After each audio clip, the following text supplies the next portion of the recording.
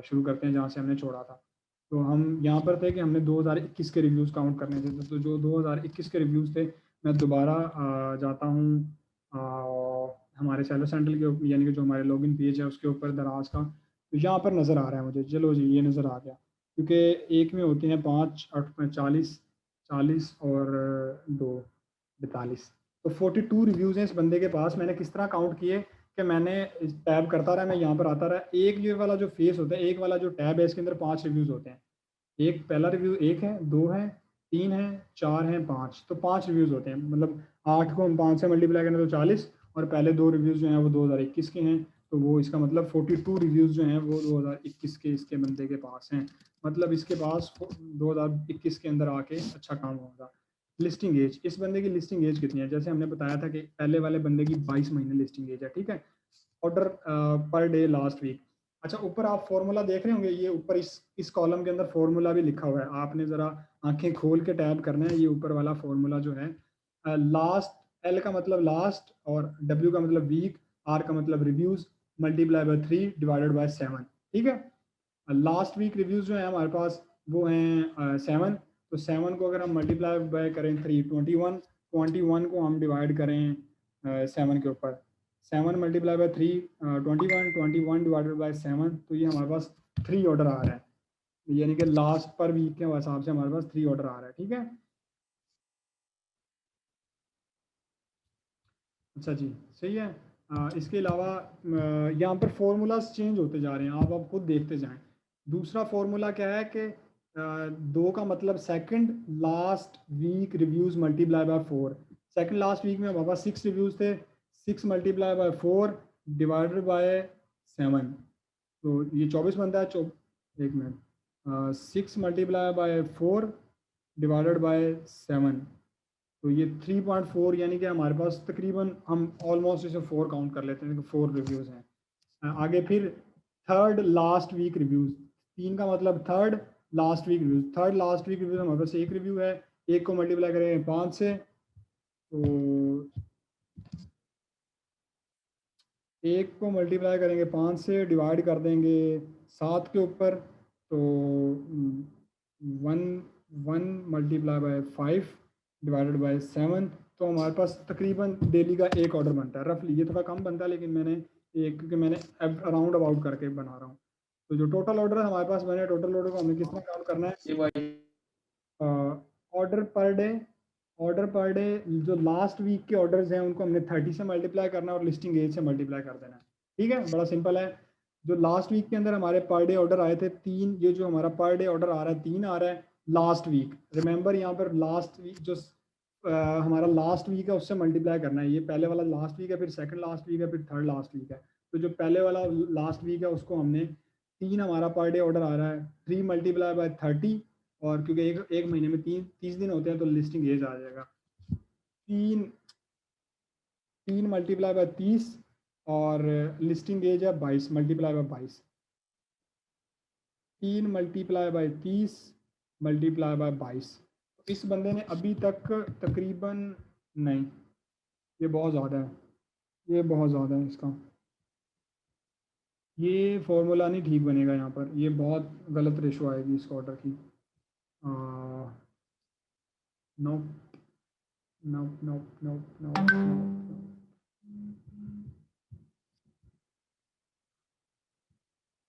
इस वाले फॉर्मूला को हम दोबारा रीचेंज करने लगे हैं। मैं तब भी कह रहा था, अभी कैलकुलेशन की है तो मेरे सामने आया।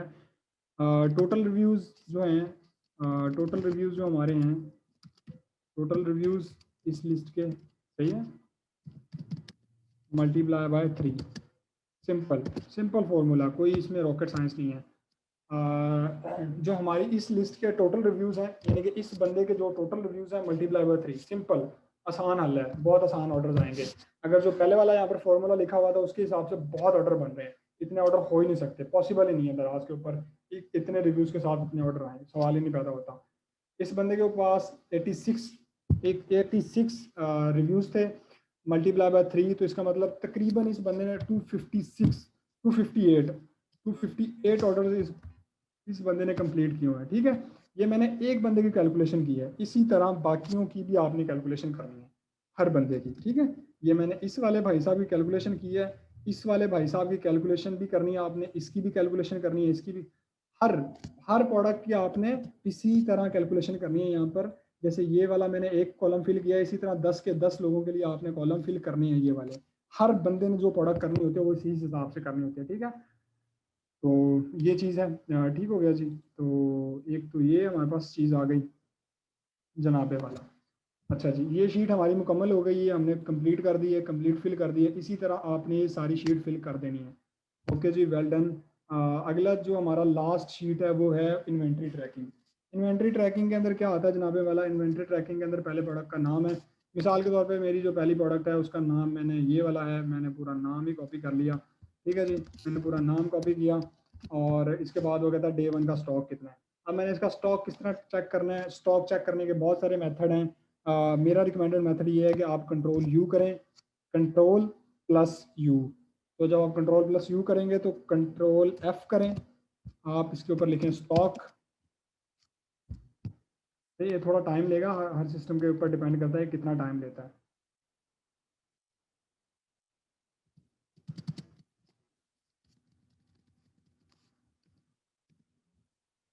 मेरे सिस्टम के साथ थोड़ा मसला है, ये स्टॉक के ऊपर जब मैं क्लिक करता हूँ तो वो स्टॉक वाला कीवर्ड पिक नहीं कर रहा होता ये, तो ये आप अपने साथ देख लीजिएगा। वो स्टॉक आ गया था, अभी आया, लेकिन वो मैंने थोड़ा लोड लेता है, लोडिंग में टाइम लेता है, क्योंकि 8000 रिजल्ट हैं टोटल। तो वो 8000 के अंदर इसने जब देखना है तो थोड़ा लोडिंग में यहाँ पर टाइम लेगा, थोड़ा सा बर्दाश्त कर लीजिएगा। ये स्टॉक के जो रिजल्ट आते हैं ये मैक्सिमम कोई 10-15 रिजल्ट आते हैं, आपने देखा 15 रिजल्ट आए हैं, ठीक है। मैंने स्टॉक के ऊपर मैं गया, मैं टैब करता रहूँगा।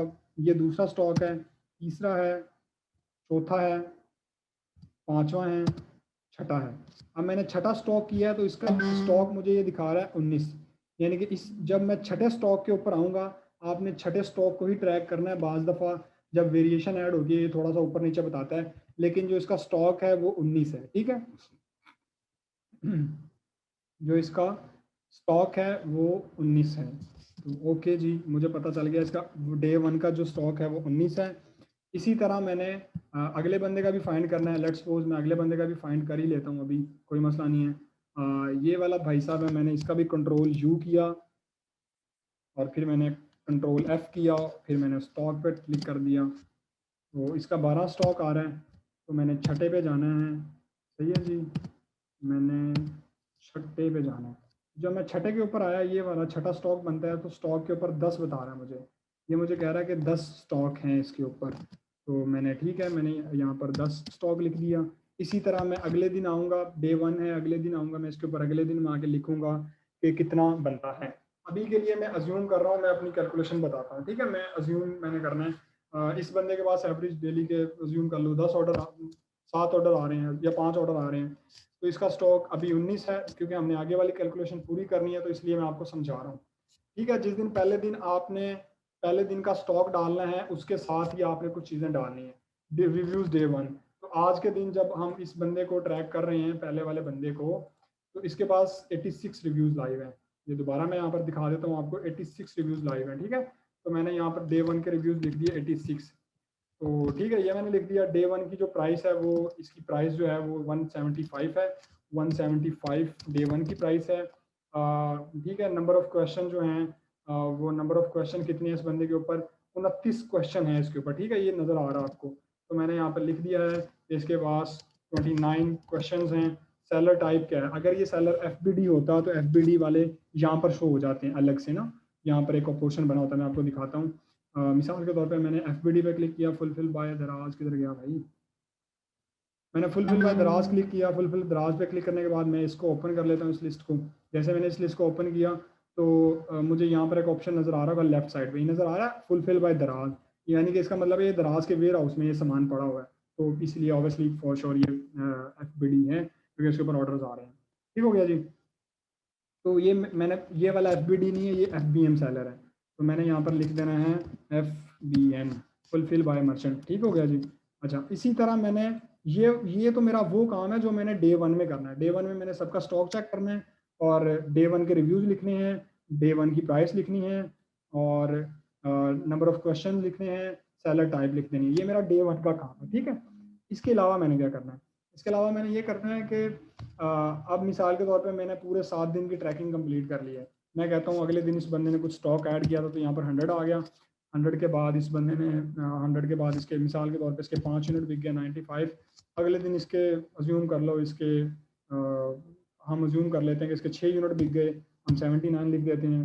फिर मैं अज्यूम करता हूँ कि इस बंदे के 9 यूनिट बिक गए तो हम 80 लिख देते हैं। फिर मैं कहता हूँ इसके 10 यूनिट बिके हैं तो फिर 70 है। फिर मैं अज्यूम करता हूँ इस बंदे के 5 रिव्यूज ऑर्डर्स बिके हैं तो 65 है। ये मेरे पास एक एवरेज आ गई, यानी कि 7 दिन का मैंने ट्रैक किया इस बंदे को। 7 दिन की ट्रैकिंग के बाद मुझे मेरे पास ये डाटा आता है। ठीक है, आपने ट्रैक करके यहाँ पर डाटा लिख देना है। ठीक है, एक दिन इसका स्टॉक बढ़ा है बाकी कम ही हुआ है। मैंने क्या करना है, मैंने डे 1 को जिस दिन आपके इन्वेंट्री बढ़ जाए, मिसाल के तौर पे पहले दिन इसका स्टॉक जो था वो 19 था, अगले दिन इसका स्टॉक 100 हो गया, मतलब सेलर ने कुछ स्टॉक ऐड कर दिया है। अब जो कुछ स्टॉक ऐड हुआ है तो मतलब मेरी कैलकुलेशन में फ़र्क आ गया, तो मैंने डे 2 की यहाँ पर मेरी कैलकुलेशन नहीं हो सकती। हमने क्या मैच करना होता है, हमने डिफरेंस मैच करना होता है। मिसाल के तौर पे दूसरे दिन 100 था, तीसरे दिन 95 था, मतलब 100 में से 5 माइनस करें तो 100 में से 95 माइनस करें तो 5 ऑर्डर बिके हैं इसके। ठीक है, मैं यहाँ पर लिखता रहता हूँ, अज्यूम कर लो मैं यहाँ पर करता रहता हूँ सब कुछ। तो मतलब हमने सिर्फ डिफरेंस को काउंट करना होता है कि कितना डिफरेंस आया है। 100 में से 5 बिक गए, फिर इसके 6 यूनिट बिके हैं 89 आ गया, फिर इसके 9 यूनिट बिके हैं तो 80 आ गया, फिर 10 यूनिट बिके हैं, फिर 5 यूनिट बिके हैं, तो ये एक डिफरेंस आ रहा है। ठीक है, हमने डिफरेंस को काउंट करना होता है कि कितना डिफरेंस आ रहा है। पहले दिन से 100 के दरमियान डिफरेंस काफ़ी ज़्यादा है तो हमने वो वाला काउंट नहीं करना, क्योंकि हमें पता नहीं है कि कितने बिके, क्योंकि उस दिन तो इस बंदे का स्टॉक बढ़ा है। जिस दिन कम स्टॉक हो और कुछ ज़्यादा इन्वेंट्री हो, इसका मतलब है स्टॉक बढ़ा दिया, सेलर ने कुछ ऐड कर दिया। उस दिन आप उस दिन की कैलकुलेशन आप यहाँ पर ऐड करके नहीं लिख सकते कि कितना एवरेज स्टॉक आया है। अगले दिन पे आ जाएं, आप पहले दिन को छोड़ दें, अगले दिन पे आए। 100 के बाद डे 1 की कितनी रिव्यूज हैं, मिसाल के तौर पे डे 1 के अंदर 5 ऑर्डर्स आए हैं, अगले दिन डे 4 के बाद 6 ऑर्डर्स आए हैं, फिर उसके बाद 10 ऑर्डर आए हैं, फिर उसके बाद 9 ऑर्डर आए हैं, फिर उसके बाद 10 ऑर्डर आए हैं, फिर उसके बाद 5 ऑर्डर आए हैं। अब मैं एवरेज देखूं, मेरी एवरेज क्या बनती है। 19 में से 19 में से यानी 19 में कुछ ऐड हुआ है तो वो 100 हो गया। अब मैंने, क्योंकि मेरे पास कैलकुलेशन नहीं है कितने ऐड हुए हैं तो मुझे नहीं पता, ये वाला दिन मेरा खाली जाएगा। अब दूसरे दिन मैं देखता हूँ, दूसरे दिन 100 में से 95 गए हैं। ठीक है, ये 100 में से 95 को माइनस कर दें तो 5 यूनिट बिके हैं मेरे इस दिन। अगले दिन मेरे 6 यूनिट बिके हैं। ठीक है, ये आप सिर्फ आपने डिफरेंस काउंट करना है कि 95 में से कितने यूनिट बिके हैं तो ये वाला आया है। मतलब अगर 95 में से 6 यूनिट बिके हैं तो वो 69 बन रहा है। अगले दिन मेरे 6 बने हैं, फिर 89 में से मेरे 80 रह गए तो मेरे 9 यूनिट बिके हैं। फिर अगले दिन मेरे 10 यूनिट बिके हैं, फिर अगले दिन मेरे 5 यूनिट बिके हैं। ठीक है, अब हमारे पास रह गई सिर्फ एक दिन की इन्वेंट्री ट्रैकिंग के 90 और 95 ये वाला कितने ऑर्डर बचते हैं, क्योंकि अब हमने दोबारा ये कैलकुलेशन करनी है कि हमारा, क्योंकि हम यहाँ पर डे 1 की कैलकुलेशन तो कर ही नहीं पाए थे कि डे 1 की कैलकुलेशन क्या है। डे 1 की कैलकुलेशन क्या बनती है कि 9 में से 9 में से अगर हम यानी कि 19 में से अगर हम 100 को माइनस करें तो वो तो बहुत बड़ा नंबर आता है जो कि माइनस में आएगा। तो हमारी एवरेज बन रही है, अगर मैं सारे ऑर्डर्स को देखूं तो सारे ऑर्डर की हमारी एवरेज क्या बनेगी, एवरेज हमारी बनेगी तकरीबन, पहले दिन हमारे 5 यूनिट बिके, अगले दिन हमारे 6 यूनिट बिके, अगले दिन 9 यूनिट बिके, फिर हमारे 10 यूनिट बिके, फिर हमारे 5 यूनिट बिके। तो इन सबको अगर मैं 5 पे ऐड कर दूं, 35 बनता है, और डिवाइड कर दूं 5 पे, सबको ऐड करके 35 डिवाइडेड बाय 5, तो हमारी एवरेज बनती है 7। तो पहले दिन की तो बाकियों की एवरेज मेरे पास निकल आई है, तो इसकी जो एवरेज है वो मेरे पास बनती है 7। तो 35 में अब मैं 7 ऐड करूं, 35 डिवाइड एड 7 42। अब 42 को मैंने डिवाइड करना है। अगर आप कैलकुलेशन देखें तो हमारे पास कितने कितने दिनों की ट्रैकिंग आती है। ये डे 7 तो लिखा हुआ है, लेकिन हमारे पास जो ट्रैकिंग आती है वो 6 दिनों की ट्रैकिंग आती है, तो हमने इसे डिवाइड करना होता है 6 के ऊपर। सही है, समझा पा रहा हूँ मैं आपको। हमने इसे डिवाइड करना होता है 6 के ऊपर, क्योंकि अगर आप देखें डे 1 की हमारी इन्वेंट्री बनती है 7, डे 2 की हमारी जो डे 2 की हमारी इन्वेंट्री बनती है, यानी कि पहले इन 2 दिनों की इन्वेंट्री हमारे पास जो बनती है वो 7 बनती है। अगले दिन की जो इन्वेंट्री हमारे पास बनती है वो 5 बनती है, फिर 6 बनती है, फिर 9 बनती है, फिर 10 बनती है, फिर 5 बनती है, ठीक है। तो ये हमारे पास 6 दिनों का डाटा आया, तो हम इसे 7 पे डिवाइड नहीं करेंगे, हम इसे डिवाइड करेंगे 6 पे। तो 42 हमारा डिफरेंस बनता है, 42 डिवाइडेड बाय 6, ठीक है। ये हमारा एवरेज आ जाएगा कि कितने ऑर्डर पर डे बिक रहे हैं। 42 डिवाइडेड बाय 6, तो ये हमारा 7 बनता है, यानी कि डेली के इस बंदे के 7 यूनिट बिक रहे हैं, ठीक है। तो ये हमने डिवाइड किया 6 के ऊपर, ना कि 7 के ऊपर। एवरेज हमने डिफरेंस काउंट करना है, डिफरेंस काउंट करने के बाद हमने डिवाइड कर देना है 6 के ऊपर। अगर आप एक चीज नोटिस कर रहे हो, जो हमने फार्मूले के जरिए कैलकुलेशन की थी, तो हमारा पर डे जो ऑर्डर रेशो आ रहा था वो यहाँ पर कम आ रहा था, लेकिन जो हमारा इन्वेंट्री के अंदर आ रहा है तो वो ज्यादा आ रहा है। उसकी वजह क्या है कि जो हमने ये वाली कैलकुलेशन की है ये बहुत रियलिस्टिक है, बहुत ज्यादा रियलिस्टिक है। ये हमने कोई चीज छोड़ी ही नहीं है कि हमने इतना कंक्रीट करके उसे निकाला है कि हमारे पास सिर्फ जेन्युइन ऑर्डर ही आ रहे हैं। ये तो खैर हमने एक एवरेज नंबर लिया है, ये कोई फिक्स नहीं है, लेकिन ये हमारे पास एक एवरेज नंबर आ गया। अब हमारे 7 दिन पूरे हो चुके हैं। मिसाल के तौर पे डे 1 के रिव्यूज 86 थे, तो अगले दिन इसके पास अगले हफ्ते 106 रिव्यूज, 20 रिव्यूज आए हैं। डे 1 की प्राइस 175 थी, तो डे 7 की प्राइस मिसाल के तौर पे 180 रुपये है, अज्यूम करते हैं ना। तो ये वाला कुछ डाटा आपने, जैसे डे 7 का रिव्यू, डे 7 की प्राइस और एवरेज स्टॉक जो है, ये आपने काउंट करना होता है 7 दिनों के बाद। 7 दिन आपने इस प्रोडक्ट को डेली ट्रैक भी करना है। आपने हंट तो कर लिया, लेकिन इसे डेली ट्रैक भी करना है। तो इसी तरह आपने बाकी लोगों का भी, जो बाकी लोग हैं उनका भी डाटा फिल करना है। टाइम टेकिंग चीज़ है, लेकिन मज़ेदार चीज़ है। आप करेंगे आपको मज़ा आएगा। जिस बंदे को मज़ा आता है इंशाल्लाह उसको इस काम में वो समझ ले कि उसका फ्यूचर अच्छा है। जिस बंदे को मज़ा नहीं ना आता, जो जो समझता है कि बहुत टाइम टेकिंग चीज़ है, बहुत बोरिंग चीज़ है, बहुत टाइम लग जाता है, मेरा सारा दिन गुजर जाता है, जो बंदा ड्रामेबाजियां कर रहा होता है, तो उसके लिए फिर ये काम नहीं है। ये उस बंदे के लिए काम है जिसे मजा आता है ये करने में, ठीक है। यहाँ तक हमारी शीट कंप्लीट हो गई। अब कुछ आप लोगों के लिए बोनस शीटें हमने ऐड की हैं आगे। बोनस शीटें बड़ी काम की हैं। पहली ये है कि रिस्ट्रिक्टेड ब्रांड्स, ये वो वाले ब्रांड हैं जो कि रिस्ट्रिक्ट हैं, यानी कि दराज के ऊपर आप ये वाले ब्रांड नहीं बेच सकते, ठीक है।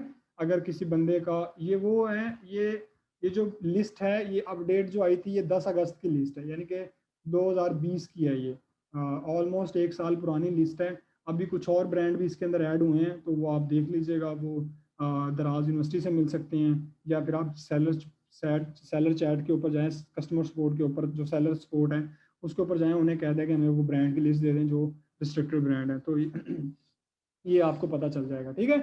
तो ये वो ब्रांड्स हैं जो कि रिस्ट्रिक्टेड हैं। आगे वाला जो है शिपिंग चार्जेस हैं, कि आपने अपनी प्रोडक्ट के शिपिंग चार्जेस किस तरह कैलकुलेट करने हैं।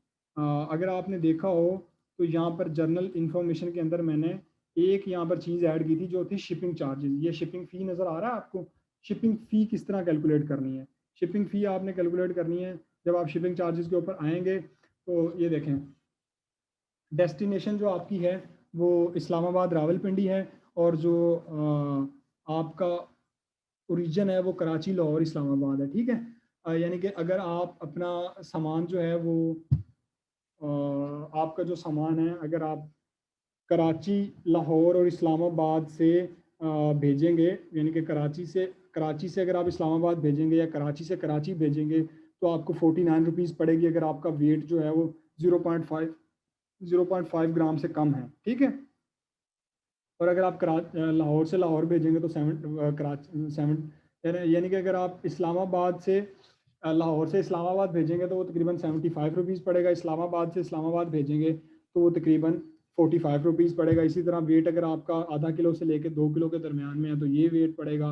अगर आपका वेट जो है वो 2 किलो से लेकर 4 किलो तक है तो वो ये वेट पड़ेगा। ये सारे आपने पढ़ लेने हैं, ये बड़े आसान है समझने में, कोई मुश्किल नहीं है। अगर कोई चीज़ समझ नहीं आती तो मेरे से क्वेश्चन पूछ लीजिएगा, इंशाल्लाह मैं बता दूंगा। ये बेसिकली एक ना एवरेज होता है, हम हमारी, क्योंकि हमने लो हमेशा स्मॉल स्केल की प्रोडक्ट्स ही बेचनी होती है, तो आप एवरेज इसे 49 या 69 काउंट कर लिया करें, क्योंकि हमने एवरेज, अब देखें ना, मैंने आपके सामने जो एवरेज काउंट की थी मैंने 49 काउंट की थी, क्योंकि हमारा जो मोस्टली सामान होता है वो कराची, लाहौर, इस्लामाबाद, बड़े बड़े शहरों से ही जा रहा होता है, तो हम लोग एवरेज 49 या 69 रुपीज़ काउंट कर लेते हैं, डिपेंडिंग ऑन के प्रोडक्ट कितनी बड़ी है। ये डिपेंड करता है कि प्रोडक्ट का साइज़ कितना बड़ा है, प्रोडक्ट इटसेल्फ कितनी बड़ी है, तो ये आप उस हिसाब से काउंट कर सकते हैं। जो आगे वाली हमारी शीट है उसके अंदर है दराज का कमीशन। ये मैंने आपको पहले भी बताया है कि आपके सामने अब हम इस शीट के अंदर हमने बहुत ज़्यादा आपके लिए हेल्प आउट कर दिया, सब कुछ आपको इस शीट के अंदर ही मिल जाता है। तो ये आप देख लें, यानी कि इसके अंदर ये कमीशन है दराज का, दराज की किस कैटेगरी के ऊपर कितना कमीशन है, सब कुछ आप देख सकते हैं। आगे वाली जो यानी कि शीट है उसके अंदर ये वो प्रोडक्ट्स हैं जो दराज के ऊपर आप नहीं बेच सकते। ये हैं यानी कि कुछ इसमें बहुत सारी प्रोडक्ट्स हैं, आप देख लीजिएगा कौन कौन सी प्रोडक्ट्स हैं। यानी कि फ्रेश फूड के अंदर आता है, ईटेबल और ड्रिंक्स हैं, रिलीजियल जो बुक्स हैं वो बेच नहीं सकते, इलेक्ट्रॉनिक्स के अंदर बहुत सारी चीज़ें वो नहीं बेच सकते, फर्नीचर नहीं बेच सकते आप, बहुत सारी चीज़ें हैं यानी कि जो वेपन्स हैं वो नहीं बेच सकते, मिशीशियस जो हैं मलिशियस वो नहीं बेच सकते, एसेसरीज को बहुत किस्म की हैं वो नहीं बेच सकते, स्मोकिंग है, बहुत सारी चीज़ें जो आप नहीं बेच सकते। तो ये आप पढ़ लीजिएगा, ये अपडेटेड शीट है, ठीक है। तो इसको आप ज़रा देख लीजिएगा, इसके अंदर भी बहुत सारी चीज़ें हैं जो आपको मिल जाएंगी। तो जी दैट्स इट, ये थी आज की हमारी प्रोडक्ट हंटिंग की वीडियो।